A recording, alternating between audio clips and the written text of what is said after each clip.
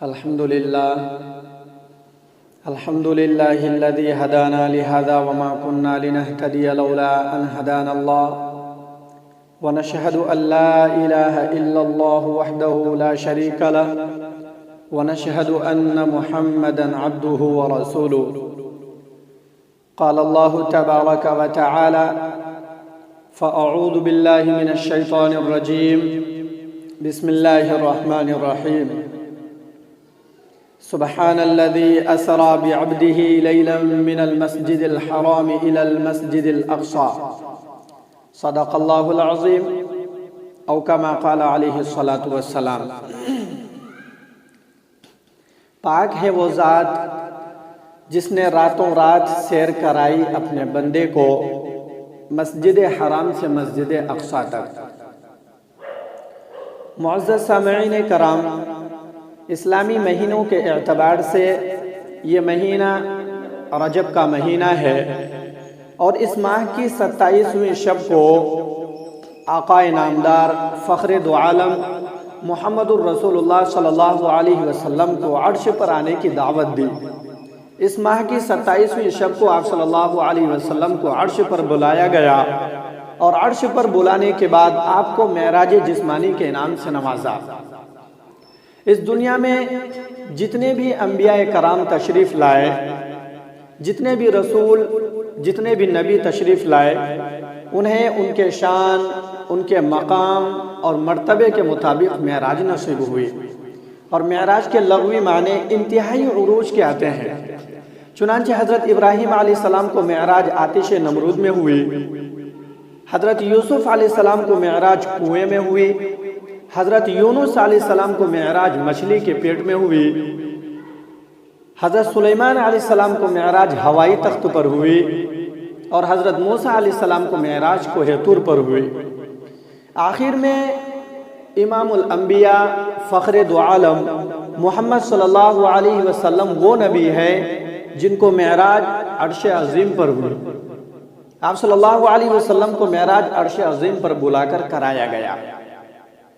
حضرت گرامی سرور کائنات امام الانبیاء ام ہانی کے گھر ایک شب ام ہانی کے گھر بستر پر استراحت فرما رہے تھے. امام الانبیاء ابھی خواب اور بیداری کی ملی جلی کیفیت میں تھے. اتنے میں معراج کا بلاوا آ گیا.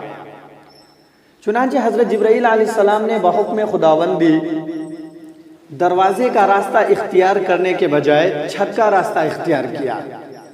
اب باری آ جاتی ہے آپ صلی اللہ علیہ وسلم کو جگانے کی کہ آپ صلی اللہ علیہ وسلم کو کیسے جگایا جائے، کیونکہ عام لوگوں کی طرح آپ کو جگانا، عام انسانوں کی طرح آپ کو جگانا یہ آداب نبوی کے خلاف تھا. ادب، احترام اور عقیدت کا تقاضا یہ تھا کہ محمد صلی اللہ علیہ وسلم کو ان کے شان، ان کے مقام اور ان کے مرتبے کے مطابق جگایا جائے. چنانچہ حضرت جبرائیل علیہ السلام نے ادب کے تمام پہلوؤں کو ملحوظ رکھتے ہوئے اپنے پر کو مآب رسالت صلی اللہ علیہ وسلم کے قدموں میں بچھا دیا. پھر آپ صلی اللہ علیہ وسلم کی آنکھ کھل گئی اور آپ کو حضرت جبرائیل اور میکائیل بیر زمزم کے پاس لے کر گئے، جہاں آپ صلی اللہ علیہ وسلم کے سینے مبارک کو چاک کیا گیا اور آپ کے قلب مبارک کو نکالا گیا. پھر اس کو زمزم کے مقدس اور پاک پانی سے دھویا گیا. ہمارے نبی خود ارشاد فرماتے ہیں کہ جبرائیل اور ان کے ساتھیوں نے میرے قلب سے کچھ نکالا اور کچھ ڈالا، پھر اس کو غسل قلب کے بعد اصل جگہ پر رکھ کر درست کر دیا، صحیح کر دیا. میرے اسلامی بھائیوں، یہاں پر ایک نقطے کی بات یہ ہے، سوچنے کی بات یہ ہے کہ جب امام الانبیاء فخر دو عالم محمد صلی اللہ علیہ وسلم جیسی پاک اور مطہر ذات گرامی کے قلب مبارک کو دھویا گیا، پاک کیا گیا، صاف کیا گیا، تو اسی طریقے سے ہم مسلمانوں کے بھی دلوں کو غیر اللہ سے پاک کیے بغیر، شرک سے پاک کیے بغیر اللہ تبارک و تعالی ہدایت نہیں دے گا. اس لیے ہم تمام اہل ایمان والوں کو، تمام مسلمانوں کو اپنے دلوں کو شرک سے، غیر اللہ سے اپنے دلوں کو پاک کرنا بہت ہی زیادہ ضروری ہے. اور جس طریقے سے آپ صلی اللہ علیہ وسلم کے قلب مبارک کو 3 مرتبہ دھویا گیا، بالکل ہو بہو اسی طرح سے ہم تمام مسلمانوں کو بھی یہی حکم دیا کہ وہ وضو میں اپنے اعضاء کو 3 مرتبہ دھویا کریں۔ شق صدر کے بعد ایک بہشتی براق کا انتظام کیا گیا۔ ہمارے نبی فرماتے ہیں کہ یہ براق خچر سے ذرا چھوٹا تھا۔ سفید رنگ کا یہ بہشتی براق اس قدر تیز رفتار کا تھا جس کا ایک قدم تا حد نگاہ پڑتا تھا، یعنی جہاں تک اس کی نگاہ جاتی تھی وہاں تک اس کے قدم پڑتے تھے۔ بعض حضرات نے براق کو برق کے ساتھ تشبیہ دی ہے جس کی رفتار 1,86,000 میل فی سیکنڈ ہے۔ جب ہمارے نبی براق پر سوار ہونے لگے تو وہ شوخی کرنے لگا، خوشی سے ناچنے لگا، خوشی سے جھومنے لگا۔ تو حضرت جبرائیل علیہ السلام نے براق کو مخاطب کر کے فرمایا کہ اے خوش نصیب براق، تجھے معلوم ہونا چاہیے تجھ پر فخر دو عالم امام الانبیاء محمد الرسول اللہ صلی اللہ علیہ وسلم سوار ہونے والے ہیں۔ یہ سن کر براق شرم سے پانی ہو گیا۔ پھر ہمارے نبی اپنی سواری پر تشریف فرما ہوئے۔ فرشتوں کی ایک کثیر تعداد آپ کے جلووں میں تھی۔ جبرائیل علیہ السلام نے رہنمائی کے فرائض انجام دیے اور میکائیل علیہ السلام بھی آپ کے ساتھ تھے۔ روایات میں آتا ہے کہ مسجد حرام سے مسجد اقصی تک کے سفر میں آپ صلی اللہ علیہ وسلم کو بعض عجائبات کا نظارہ کرایا گیا۔ آپ صلی اللہ علیہ وسلم کو عجائبات دکھائے گئے۔ چنانچہ ہمارے پیارے نبی اپنی سواری پر یعنی براق پر سوار ہو کر چلے جا رہے ہیں۔ راستے میں ہمارے نبی نے کیا دیکھا کہ ایک بڑھیا ہے جس نے آپ کو آواز دی۔ تو جبرائیل علیہ السلام نے کہا کہ جواب نہ دیجیے، آگے بڑھیے۔ جب ہمارے نبی کچھ اور آگے چلے تو کچھ اور دور چلے تو ایک بڈھے نے آپ کو آواز دی۔ تو جبرائیل علیہ السلام نے بتایا کہ ان کا بھی جواب نہ دیجیے اور آگے بڑھیے۔ جب ہمارے نبی کچھ اور آگے چلے تو وہاں پر ایک جماعت کے پاس سے ان کا گزر ہوا تو ان جماعت والوں نے اس طریقے سے سلام کیا، یا اول السلام علیکہ، یا آخر السلام علیکہ، یا حاشر السلام علیکہ۔ تو حضرت جبرائیل علیہ السلام نے کہا کہ ان کا سلام کا جواب دیجیے۔ تو ہمارے نبی نے ان کے سلام کا جواب دیا۔ اس کے بعد حضرت جبرائیل علیہ السلام نے بتایا پہلے مرتبے میں جس بوڑھی عورت نے آپ کو جواب دیا تھا وہ کوئی اور نہیں بلکہ وہ دنیا تھی، اور جب کچھ دور چلے تھے ایک بڈھے نے جو آپ کو آواز دی تھی وہ کوئی اور نہیں بلکہ شیطان تھا۔ ان دونوں کا مقصد اصلی یہ تھا کہ آپ کو اپنی طرف مائل کر لیا جائے، وہ آپ کو اپنی طرف مائل کرنا چاہتے تھے۔ اور جس جماعت کے پاس سے آپ کا گزر ہوا وہ آپ کے جد امین، ان میں سے ایک حضرت ابراہیم علیہ السلام تھے، دوسرے حضرت موسیٰ علیہ السلام تھے، اور تیسرے حضرت عیسیٰ علیہ السلام تھے۔ جب ہمارے نبی کی سواری آگے چلی، براق لے کر چلا ہی جا رہا ہے، تو ہمارے نبی نے کیا دیکھا کہ بعض لوگ ہیں جو کھیتی کرتے ہیں، ادھر ہل چلایا، دانا ڈالا، پانی دیا اور کھیتی تیار ہو گئی، فصل تیار ہو گئی، فوراً اس کو اسی وقت کاٹ لیا جاتا ہے اور دیکھتے ہی دیکھتے غلے کا ڈھیر لگ جاتا ہے۔ تو ہمارے نبی نے یہ ماجرا دیکھ کر جبرائیل علیہ السلام سے پوچھا، جبرائیل یہ کون لوگ ہیں، یہ خوش نصیب کون لوگ ہیں، یہ خوش بخت کون لوگ ہیں جن کو اتنا زیادہ بدلہ اتنی جلدی مل جاتا ہے؟ تو جبرائیل علیہ السلام نے بتایا اللہ کے رسول یہ وہ لوگ ہیں جو اللہ تعالیٰ کی راہ میں خرچ کیا کرتے تھے، اللہ تعالیٰ کے راستے میں صرف کیا کرتے تھے، یہ اللہ کے نام پر خرچ کرنے والے ہیں، اللہ کے راستے میں خرچ کرنے والے لوگ ہیں، اس لیے ان کو اتنا زیادہ بدلہ اتنا جلدی مل جاتا ہے۔ پھر جب ہمارے نبی کی سواری آگے چلی تو آپ نے کیا دیکھا، جب براق لے کر چلا ہی جا رہا ہے تو ہمارے نبی نے ایک قوم کو دیکھا، ایک قوم کے اوپر سے ان کا گزر ہوا کہ ایک قوم ہے جس کو زمین پر چت لیٹا کر ان کے سروں کو بڑے بھاری وزنی پتھر سے کچل دیا جاتا ہے، پھر ان کے سر بالکل صحیح سالم ہو جاتے ہیں۔ جس پتھر سے کچلا جاتا ہے ان کے سر کو، وہ پتھر گرتی ہوئی لڑکتی ہوئی دوسری طرف چلا جاتا ہے، پھر فرشتے اس پتھر سے ان کے سر کو دوبارہ کچل دیتے ہیں، دوبارہ ان کے سر کو کچل دیا جاتا ہے۔ تو یہ خطرناک اتنی اذیت ناک سزا جب ہو رہی تھی تو ہمارے نبی نے پوچھا جبرائیل یہ کون لوگ ہیں؟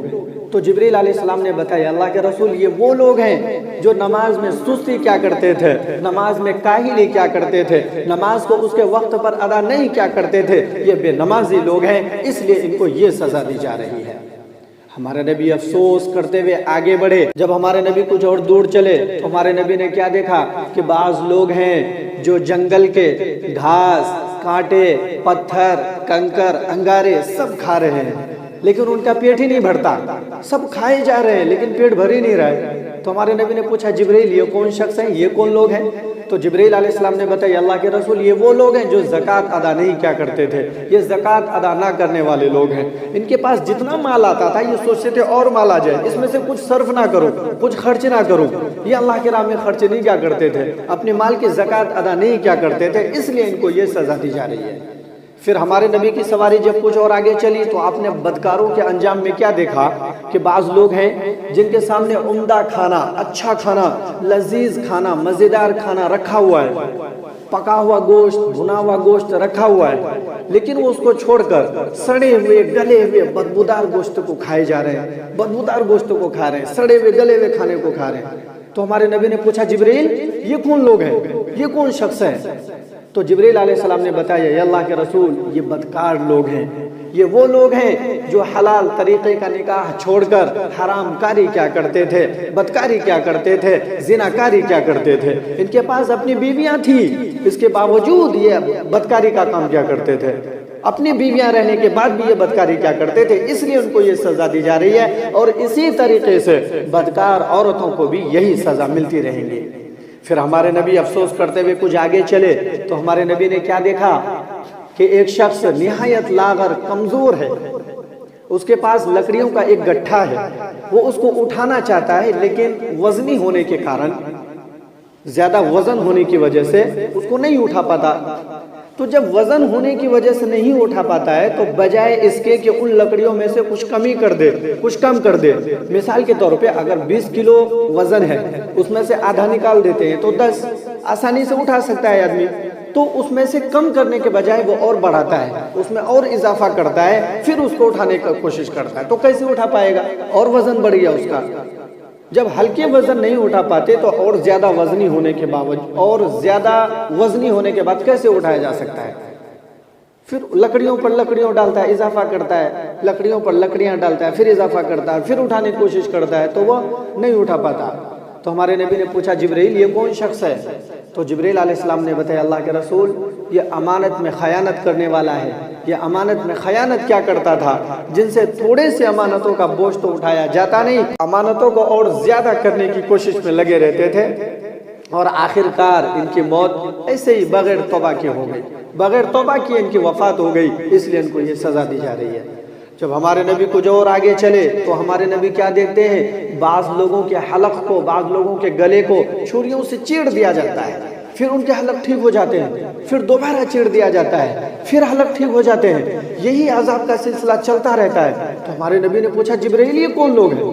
تو جبرائیل علیہ السلام نے بتایا اللہ کے رسول یہ امت کے وہ مبلغ اور لیڈر ہیں جو دنیا میں فتنہ فساد برپا کیا کرتے تھے، دنیا میں فساد مچاتے تھے، دنیا میں فتنہ برپا کیا کرتے تھے، فتنہ پھیلاتے تھے۔ یہ وہ لوگ ہیں جو لوگوں کو تو بڑی بڑی باتیں کہا کرتے تھے، اچھی اچھی نصیحتیں کیا کرتے تھے، اور خود کچھ عمل نہیں کیا کرتے تھے۔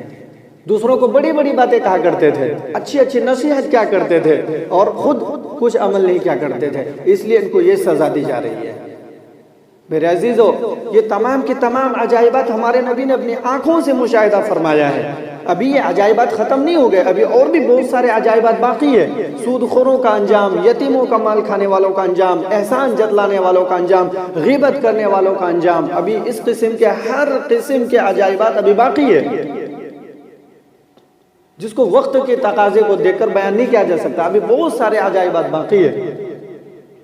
یہ سب کے سب عجائبات ہمارے نبی نے اپنی آنکھوں سے مشاہدہ فرمایا ہے۔ اگر ہم اس قسم کے ہر طرح کے عذاب سے بچنا چاہتے ہیں تو میرے عزیزو ہمیں ان تمام کے تمام گناہوں کو چھوڑنا ہوگا۔ اگر ہم میں سے کوئی بھائی اس قسم کے کسی بھی گناہ میں ملوث ہے یا ہو چکا ہے تو اللہ تعالیٰ کے سامنے بارگاہ الہی میں توبہ کریں، معافی مانگ لیں، اور آئندہ کبھی بھی اس گناہ کو کرنے کا قصد نہ کریں۔ امید ہے کہ اللہ تعالیٰ معاف کر دے گا، مغفرت کر دے گا۔ اللہ ہم سب کو عمل کی توفیق عطا فرمائے۔ وآخر دعوانا ان الحمدللہ رب العالمین۔